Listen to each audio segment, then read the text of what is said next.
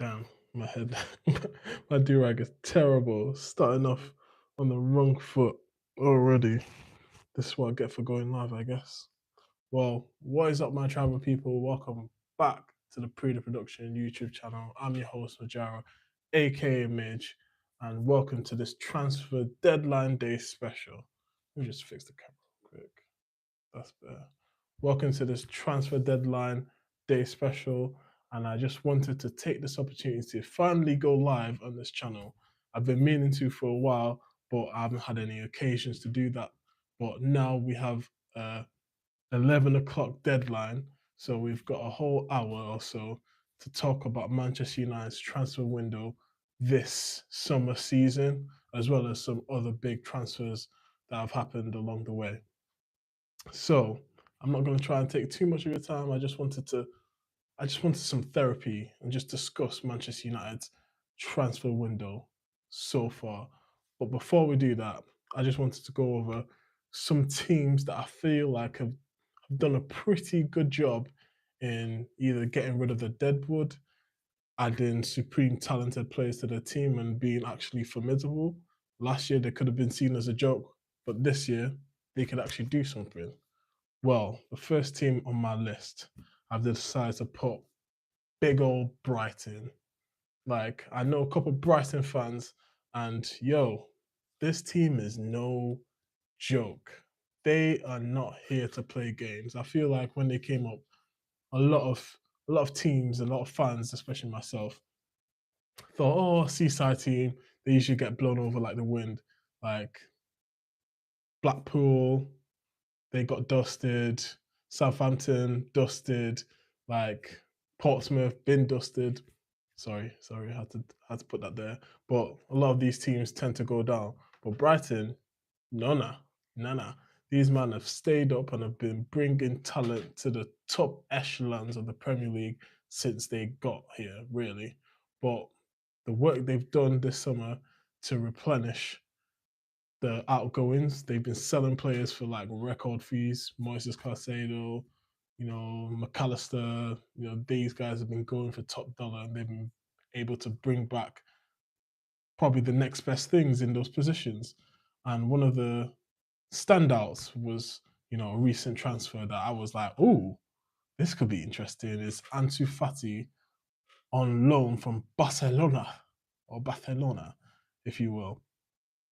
This transfer, I'm gonna be keeping my eye on it because we all remember the period where Barcelona sold Lionel Messi, and there wasn't really anything going on with that team. Really, it was just Barcelona was there, about there's no Messi, so there's no real interest. But Ansu Fati was one of the breakout young players in that time period when they weren't doing so well that everyone was saying, "Yo, this guy's it's got something to him." Like he's rapid, he's got techers, he's got control, he's got composure for his age is ridiculous, and he's got number 10. He's the new Messi, right? And then unfortunately injuries compound after injuries, and he's not looked the same player. A lot of things have been taken away from him due to those injuries, but he's looking to revitalize his career at Brighton, and this is one player that I'm looking forward to seeing. And in and amongst the rest of the talented players they've been able to bring him on relatively low fees, Brighton can actually do something. And in a couple of years, we'd probably be looking at one of their players to be like, yo, they're the next best thing. So Brighton is definitely one of them that I'm worried about. Anywhere, anytime you get Brighton as a team to face in the FA Cup or Carabao or even the Premier League, it's going to be a tough night for sure. Another team that have snuck under the radar recently, but they have exploded in the last couple of days of the transfer window is West Ham. West Ham United have been doing low key bits. They've been under the radar because once they sold Declan Rice, it was kind of like, oh, what are they going to spend it on? What are they going to spend it on? They came in for Harry Maguire. God damn it, Harry Maguire. They didn't take it. They didn't take the bait. Moyes was like, yo, I'll give you a lifeline. He was like, no, I'll take my chances here at Manchester United. He was unfortunately not sold to them. Same thing for Scott McTominay. However, the reinforcements in Alvarez from Ajax, he's been a good addition. James Ward-Prowse, bruv, this guy is perfect. Match made in heaven for West Ham. Set piece delivery, free kicks. Um, he's relatively industrious. He's got a strike on him. Like, he's relatively creative from those set piece positions. So that's an added bonus to their team. They have who they have. They have what's that guy from Ajax called? I can't even remember his name. They got him. He's been highly rated. He's an attacking midfielder slash winger. So I've got my eye on him. So West Ham, they're looking good. They're looking like they spend the Declan Rice deal appropriately. Let's just see if I nope. Can't see any comments. Well, I'm pretty sure they'll turn up. But yeah, what other team have done well? Chelsea, Chelsea, Chelsea, Chelsea. Like Brighton, they've been able to sell the deadwood more so than not because Chelsea over the past couple of windows they've been spending big 8-year contracts, £60 million deals, £100 million euros, £110 million euros. Like these guys are spending that mullah, baby, for real, for real. And as a result of that, they rightfully have to balance the book due to FFP, whatever that is, right? So, due to that, and probably just business acumen, they've decided to sell a lot of their homegrown talent. But that's neither here nor there. Chelsea been doing that to balance the books. Like when they got a new owner and they were like, yeah, we're trying to be more sustainable. We're trying to go in a new direction and take the team into forward thinking and forward planning and using the academy for what it's built for, bringing in young talents from our academy. And yeah, granted, they've done that um, with their centre defensive well, the centre back. I think he used to play for Brighton last season. Yeah, he's been decent and he's been doing his thing. But the likes of Mason Mount and them gone. Kai Havertz or Shy Havertz to a lot of you guys gone, and they got big boy fees. 60 million for these guys each. Really, it's ridiculous. I don't understand how they fleeced Manchester United and Arsenal for that much money. One of them on the 1-year contract, another one's got 2 years and hasn't really done anything in the Premier League. That's suspect to me, but they've been sent into the Saudi League. They've been getting money through that, but they've also been buying talent like that Manchester City player that's supposed to be good, scored a couple of goals in the past couple of weeks. So 40 million plus for him. Okay, Nicholas Jackson, he looks good. Can't fault him. He's a good link-up player. We're still yet to see the most out of most strikers at the moment, but he's relatively good. Who else have they brought in that's of note? Oh yeah, Moises Caicedo. He's going to be electric. He's been one of the best players in the Premier League for the past 2 years. He's like the new coming of Kante, but more technically gifted. Who have they got else? They've got Romeo. Romeo out. Romeo Lavia. They got him. He's gonna bolster the midfield. He said no to Liverpool after the Liverpool's been chasing him for months, it seems. And they thought they could do a thing with Caicedo, and Chelsea like, no, no, no. Let's take Caicedo, and just for the cheek of it, we're gonna take more. We're gonna take Romeo Lavia as well. So Chelsea been spending that money and balancing the books. More power to them. Another team that's been sneaking on the radar, not necessarily because of the transfers, because they got okay transfers, but more so because of the young players that they've been integrating to the team and the new coach, and that is Spurs and Mr. Ange Postecoglou, right? Ange Postecoglou, Big Ange, if you will, at Spurs. Yo, this guy, he's been proving a lot of doubters wrong. He's been coming in there, ripping up the playbook, bringing in young players from the academy, players who've gone on loan, who are yet to given a chance. Old transfers like Yves Basuma, looking like the prime Paul Pogba against Manchester United. It was, this team, just like Chelsea, they've been under the radar and they've got new signings and they're really gonna be pushing with barely any competition for places. They got a tight squad. I think they're in Europe.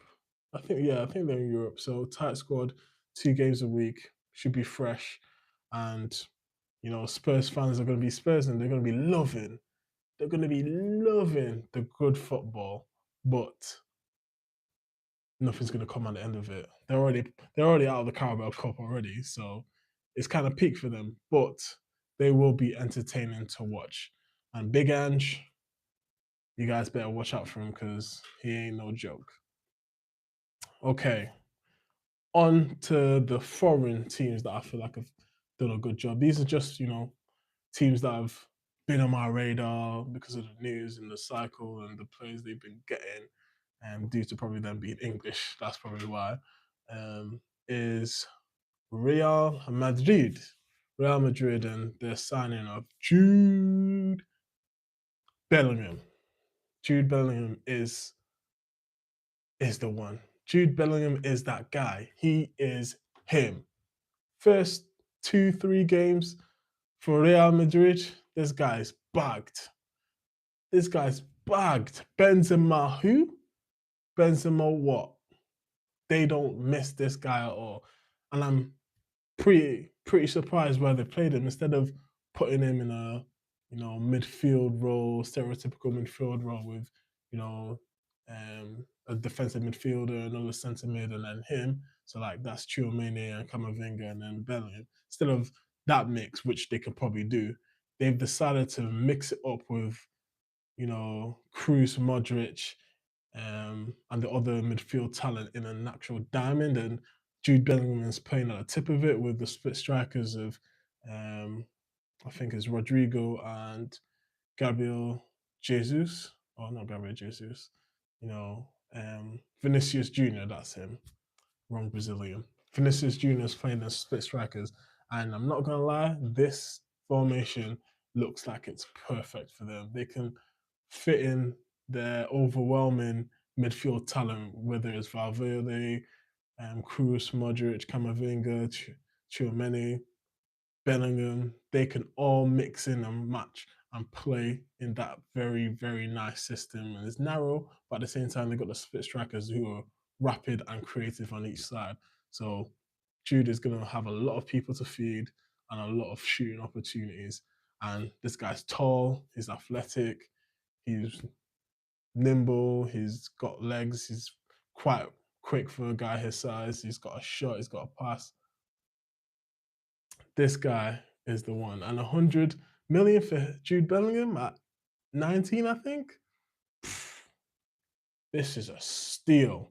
If people like Moises Caicedo and Declan Rice are going for 100 million, Jude Bellingham, and you already know a Premier League team in a couple of years or in like 8 years are going to be like, yo, Jude, we want you back. Is it even going to be Liverpool or Manchester United going to be calling again? This guy has the world at his feet. So I can't wait for the season and see what Real Madrid and Jude Bellingham have in store for us. Now, the next team that I've been having an eye on is Bayern Munich and Harry Kane. This is a match made in heaven. They've been missing a Lewandowski-sized striker in that team for a season or two now, and they finally got their man to fill his boots. Number 9, Harry Kane, Class A. You know the rest from Expressions, shout out Expressions. Harry, Class A Kane. He's just going to bang in the Bundesliga. Like, it's going to be child's play for him. There's no what if he doesn't fit in. He's the ultimate professional. The things I've been hearing about Harry Kane's professionalism, granted he did, kick up a fuss when City were coming in for him. But since then, he's been quiet and he's been doing whatever, Daddy Levy says. But this guy is going to make Bayern Munich dangerous. And it's going to be especially dangerous for us in the Europa in the Champions League, UEFA Champions League.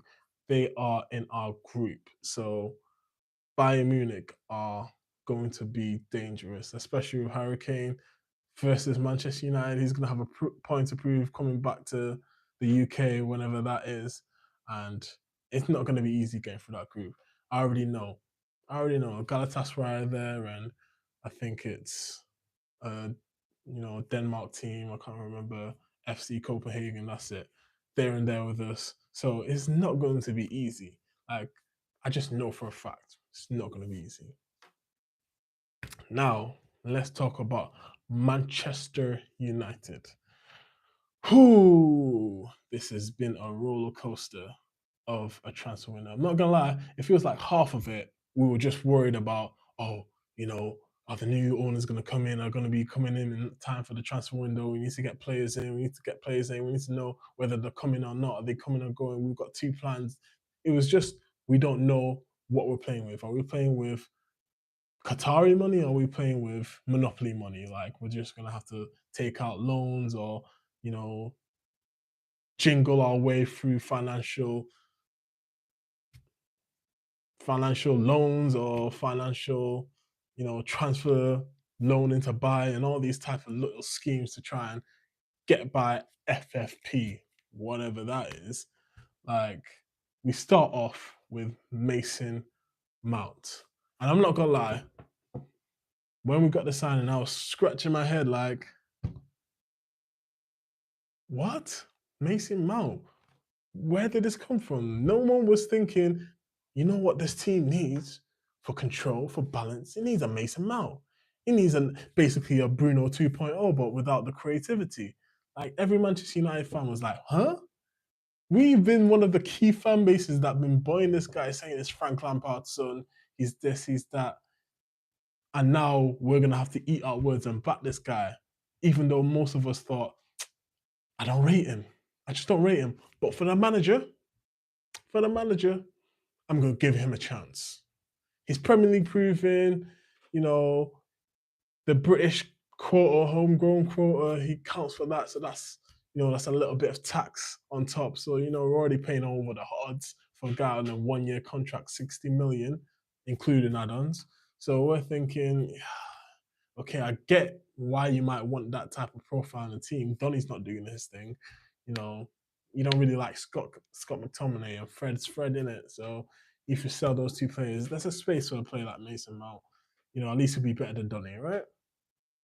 Comes through, couple of preseason games aren't the greatest, but he does his thing, helping out, pressing, but it's not enough at the moment. And now he's injured. We can't really go on and judge his performances because there's not going to be any performances for quite a bit. So at the moment, I give him a 5. It's too early to tell, but at the moment, it's a 5 from me. The next player we're going to get is Andre Onana. Oh na na na na na na. Oh na na na na na na. Oh na na na na na na. Oh na na na. Yo, Andre Onana, he is the new wave of goalkeepers, or he's one of the new goalkeepers in that wave. He is accomplished with his feet. He is a sweeper keeper like Edison and Allison. He is off that mode, playing from the back, starting off breaks, accurate long passes, not hoofs like David De Gea used to throw like hail makers. This is an accomplished goalkeeper that everyone was raving about in the Champions League final, saying, "Yo, Pep Guardiola was saying, yo, we're not even going to press the goalkeeper because if we do that, that's just going to leave space in the midfield or in the attack for his teammates to get on the end of his balls." Pause. But we were able to get him for £50 million, I think. After the whole hoo-ha with David De Gea, will they, won't he? Will he break up with Manchester United? Will they renew his contract on lower terms, on the same terms, or, year extension or whatever? But we decided, nope, priorities is getting a new goalkeeper, and David De Gea, we gotta send you off. I wasn't the biggest fan of the way they did it, but the game is the game. The game is the game, brother. And it was your time to go. Honestly, the best time for him to go was probably 2 seasons ago, because for all the good shot stopping actions he had some howlers every season. Some howlers. There's probably 5 howlers every season across all competitions, and that's just not good. Hopefully, Onana can resolve that issues. He's still going to concede like every goalkeeper, but helping facilitate the defense and attack by organizing, you can just tell this guy is confident. He is not phased by the bright lights, and I can't wait to see more of him. Right. The next one, it took a while for us to get there. We all said we need a striker. We're done with Martial. Martial, all the Martial lights, all the Martial babies, all the Twitter accounts with Martial as the handle or Martial as the display pictures. We're done with all that. We're done with Play FC, and Martial is too injury prone, too inconsistent. His legs are made of breadsticks. We're done with that. We're done with Wout Weghorst or Wout Weghorst. We're done with him, right? We're done with Rashford as a striker. We need someone new. We need a new fix. We don't need an old paper over in the cracks. We don't need a Nagalo. We don't need a Cavani. We don't need an Ibrahimovic. We need someone fresh, someone young. And we decided to get Rasmus Højlund from Denmark and Atlanta, respectively. We paid 72 million with an additional 5 million euros, I think, in add-ons. So, who is Rasmus Højlund? I'll be honest. I didn't know who the hell my man was. But like every one of you watching this, I did my Googles, I did my Instagram and YouTube comps of this guy. And from what I can see, he's quick for a big guy. He's 6'2". He's left-footed. You know, acceleration's there. His physical presence is there. He's good at build-up. He can run in behind. He's very much an all-rounder in terms of he can do everything, and he's a poacher as well. He can run in. He can get on the end of things. But he's an all-rounder in terms of his physical and technical abilities. However, with all those traits, he has not refined one in particular yet. So he's still a raw prospect. And hopefully, with Ten Hag as his coach, we will be able to see the best out of him. Hopefully. Hopefully. I've got no expectations. We've at least got a body, and we've at least got someone better than Martial potentially whenever inevitably he goes down with a muscular injury, with an ankle injury, with anything, right? So let's just be grateful we got a striker in the end, and a young one at that.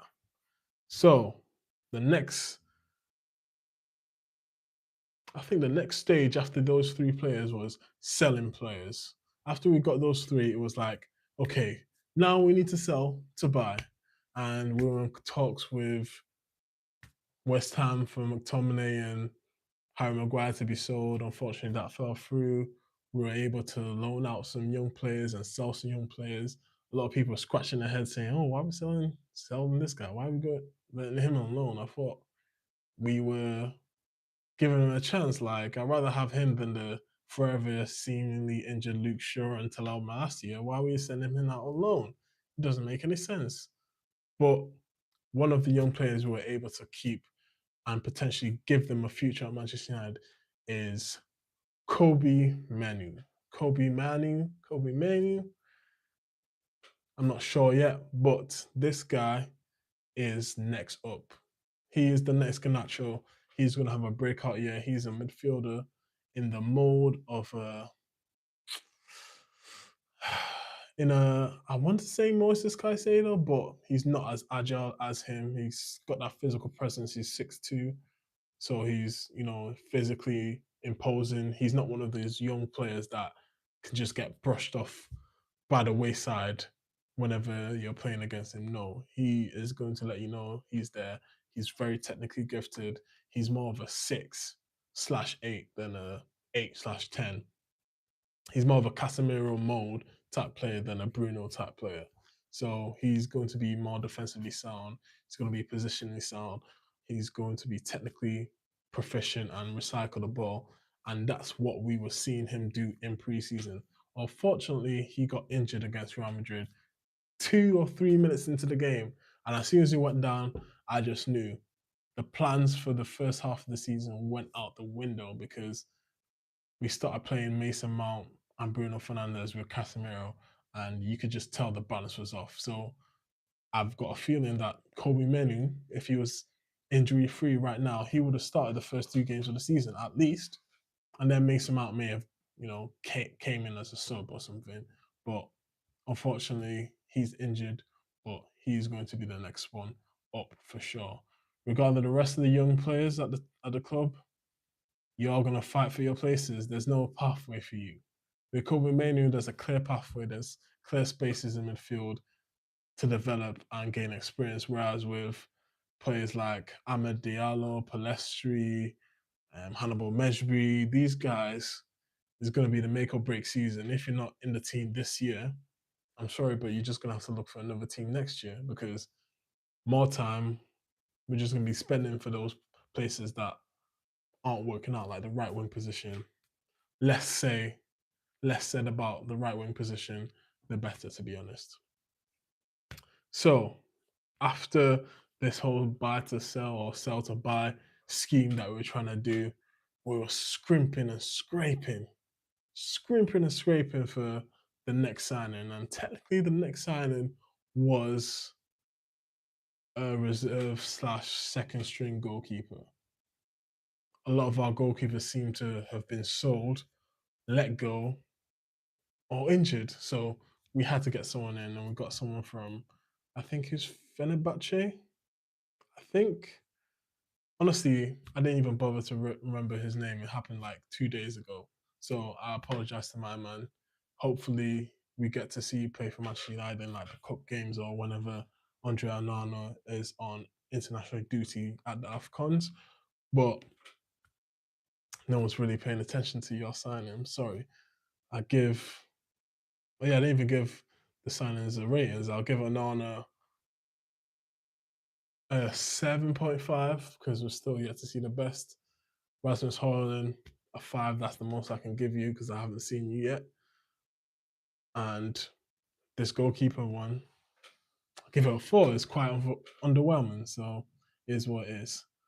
And then the next signing we did was, I think it was Regulon. Yeah. For some reason, Luke Shaw just stays injured. Like he went a good. When people say Luke Shaw, oh yeah, he hadn't been injured for a long time. He's only not been injured for like 9, 10 months max.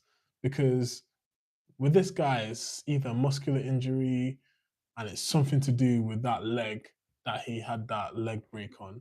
It's always got to do with something then, and it's unfortunate because since that injury to his leg, he's been injury prone, and it's one of them where when you have such a traumatic leg break, if you don't rehab like a science, if you don't take your rehab like medicine every day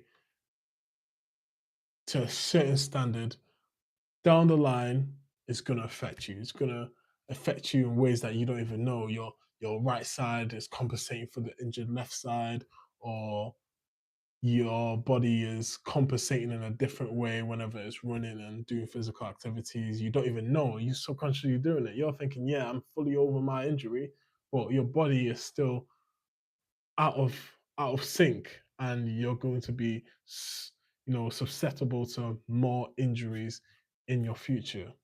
And unfortunately, that seems to be the way with Luke Shaw and Anthony Martial. They just can't stay fit.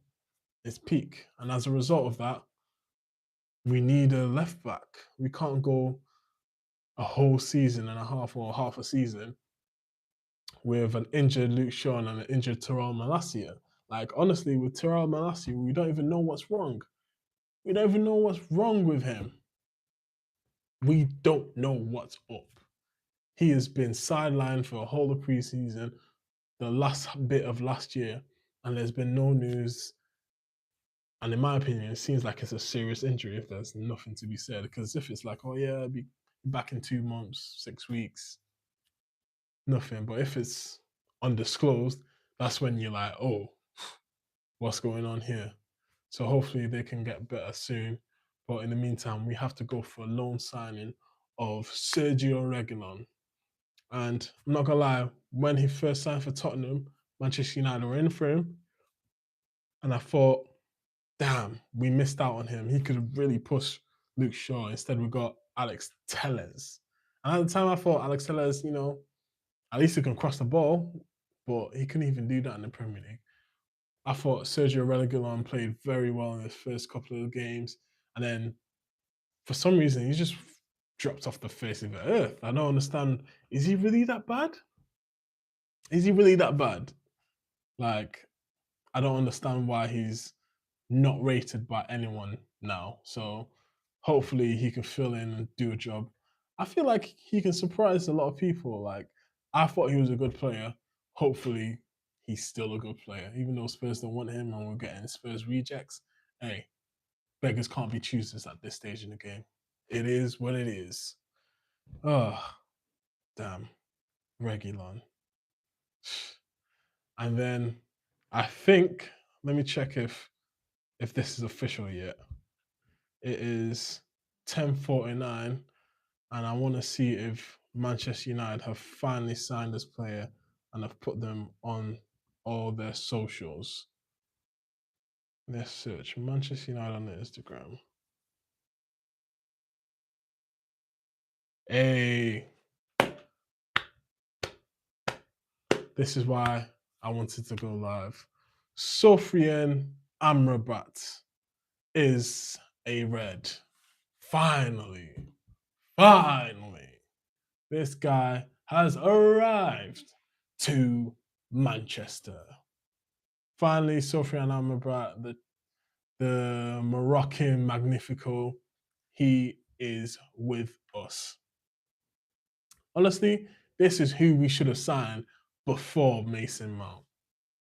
This is who we should have signed. I don't understand why it's taken so long.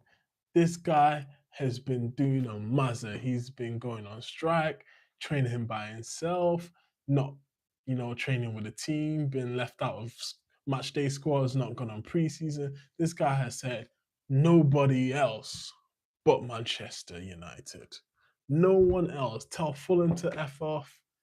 Tell Barcelona boohoo. Tell West Ham to get lost. Tell Galatasaray I don't want it. I only want Manchester. He loves the club. That's what Fabrice Romario says. He loves the club. So he is finally a red. And this guy, I'm telling you, he is going to upgrade our team just on the balance level.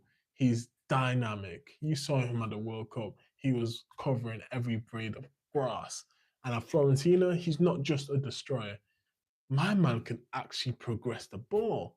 He can pass. I heard a stat that he's in the 99th percentile of progressive passes in the top 5 leagues in the world. That means he's in a 1 percentile of the best passers progressively of the ball. So what Mason Mount lacks in terms of control and positional defensive discipline, Amrabat has that in space. They're completely different players.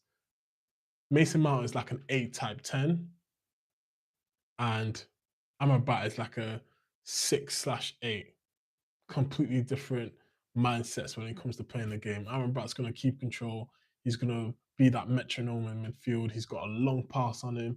He's tenacious, and if he's putting this much energy into fighting to get to Manchester. Just imagine how much energy he's going to put playing for Manchester. I just can't wait. I just can't wait. Unfortunately, it's some convoluted, 10 million loan, and then in a year's time, I think it's an obligation to buy for 17 plus 5 million, so altogether potentially 30 million. To me, that's well worth it for a 26-year-old. He's basically a B Tech, but not at the same time. B Tech Frankie De Jong in terms of he progresses the ball, but he doesn't progress it in terms of his dribbling, more so in his passing, right? So he covers that basis of the ball progression. He's worked with Eric Ten Hag before, so you don't even need to say anything else. He's gonna get played. Defensively, he's better than Frankie De Jong, so that's one plus against Frankie. He's not going to score any goals. He's not a massive goal threat, but he'll stick his head in there. So you never know. He might get a header or two. So I'm really looking forward to the signing. I wonder what number he's going to wear. I know right now there's not a massive hoo-ha about it, but I'm sure after all he's done to get here, Manchester United have got to unveil him at Old Trafford ahead of a game or something, ahead of probably Arsenal's game. Honestly, that's what he deserves. He deserves that in spades, and I'm just happy it's over. At one point I was thinking, this is the worst transfer in a minute. Transfer window was not gone to plan, but by hook or by crook, we got basically what we wanted. Just about. Maybe if Luke Shaw didn't get injured, we might have gone in for Gravenberch, but it is what it is. He's at Liverpool now, and we got Amrabat. I would have taken Amrabat over Gravenberch any day of the week. I don't know who these people saying we need Gravenberch, but to me, Gravenberch is he's like a B Tech Jude Bellingham, not quite creatively gifted, definitely not defensively sound, box to box, Genie Wild Alden. He's giving me that vibe. He's giving me that Genie vibe. So honestly, not for me. I'm looking forward to seeing him play in the Premier League and see if he's actually worth the 40 million that they paid for him, because Bayern Munich fleeced them. Because Bayern Munich were like, yo, he wasn't even getting played. But that's a story for another day. Right. That brings us to the end of this live stream. I hope you guys have enjoyed it. It's not quite, we've actually got 5 minutes left until the transfer deadline day is officially concluded and all the transfer deals need to be in by this time today. But we all know that's not true. They've got like extensions. They can, some transfer windows don't close until next week, and you've got an extension you can apply for if you're just finalizing the deal and, medicals and all that. But I think we've done a very good job for our first live stream on the YouTube channel. Like I always say, make sure you like, comment, and subscribe. I hope you guys enjoyed this special transfer day deadline edition. Leave all your thoughts in the comments below on the post-recorded videos. Let me know what you think. If you enjoy this type of content, let me know and I'll continue to do so. I know there's been a lot of football content over the past couple of weeks, but I'm trying to just stick to one video around football a week. More reaction videos to come, more crazy videos to come, more video essays as well. I just, life balance, summertime. Now it's getting to the winter. A lot of people are going to be hunkering down and just getting to business, and I'm going to be one of them. As always, peace and love. Love all your support, and I'll see you guys on the next one. Peace.